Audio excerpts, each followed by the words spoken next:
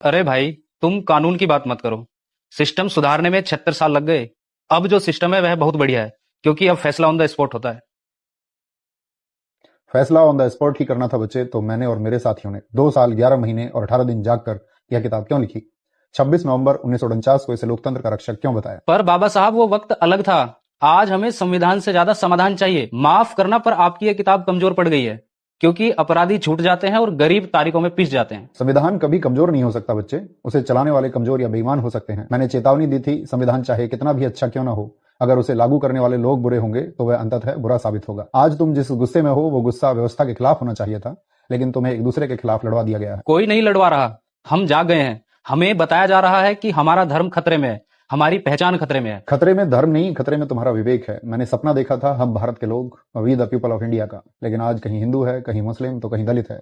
एक भारतीय होने का गर्व करने वाला व्यक्ति इस भारत देश में तो मुझे ढूंढने से भी नहीं मिल रहा। जिस मताधिकार को मैंने राजा और रंग के लिए बराबर किया, आज वही मताधिकार चंद रुपयों में बिक रहा है। पर बाबा साहब, विकास तो हो रहा है ना। दुनिया में हमारे देश का नाम हो रहा है। कैसा विकास? ऑक्सफेम की रिपोर्ट कहती है भारत की 40% संपत्ति सिर्फ 1% अमीरों के पास में है। क्या यही है आर्थिक न्याय जो मैंने प्रस्तावना में लिखा था? जब गरीब अस्पताल की चौखट पर दम तोड़ दे और अमीर पैसों के दम पर कानून बदलवा ले, तो समझ लेना उस दिन संविधान के एक पन्ने की हत्या हुई है। लेकिन लोग कहते हैं संविधान में विदेशी सोच है। यह तरक्की के बीच आ रहा है। विदेशी सोच? समानता, स्वतंत्रता और बंधुत्व, लिबर्टी, इक्वलिटी और फ्रेटर्निटी क्या विदेशी हैं? बच्चे, यह किताब तुम्हें बोलने की आजादी देती है। आज तुम सरकार, सिस्टम, यहां तक कि मुझे भी गाली दे सकते हो। यह हक तुम्हें इसी किताब ने दिया है। जिस दिन इस किताब की अहमियत खत्म हो गई, उस दिन तुम्हारी आवाज सिर्फ एक चीख बनकर रह जाएगी। पर आजकल सवाल पूछने और अधिकारों की बात करने पर तो देशद्रोही बोल दिया जाता है। यही तो दुर्भाग्य है।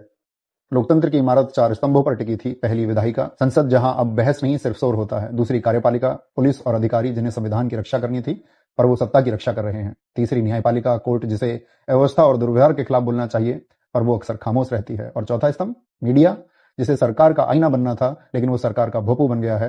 इस देश का मीडिया इस कदर चाटुकार बन गया है कि उसने मानवता को शर्मसार कर दिया है। बच्चे, मेरी बात याद रखना, भक्ति धर्म में मोक्ष का मार्ग हो सकती है, लेकिन राजनीति में भक्ति तानाशाही का मार्ग है। बाबा साहब, आज मेरा भ्रम टूट गया।